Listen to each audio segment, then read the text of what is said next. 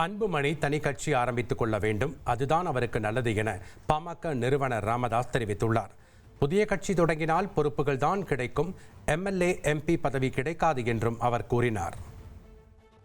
Armstrong கொலை வழக்கில் கைது செய்யப்பட்டவர்களுக்கு வழங்கிய ஜாமீனை ரத்து செய்ய கோரி மனு.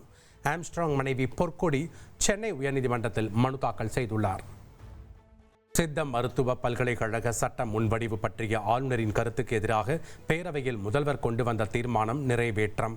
ஆளுநரின் கருத்துக்கள் அடங்கிய பகுதி மசோதாவில் இருந்து நீக்கப்படும் என முதல்வர் ஸ்டாலின் கூறினார். இத்தகைய சட்ட முன்வடிவு பேரவையால் நிறைவேற்றப்படுவதற்கு முன்பு அதன் மீது கருத்துக்களை தெரிவிக்கும் அதிகாரம் மாண்புமிகு ஆளுநர்களுக்கு வழங்கப்படவில்லை. எனவே மாண்புமிகு ஆளுநர் அவர்களிடம் வரப்பெற்றுள்ள செய்தியில் இடம்பெற்றுள்ள கருத்துக்களை இந்த மாமன்றம் ஆக்கிக்கோங்க. தந்தி டிவியின் சப்ஸ்கிரைபர்ஸ் அண்ட் ஃபாலோவர்ஸ் குடும்பத்தில் நீங்களும் இணையுங்க.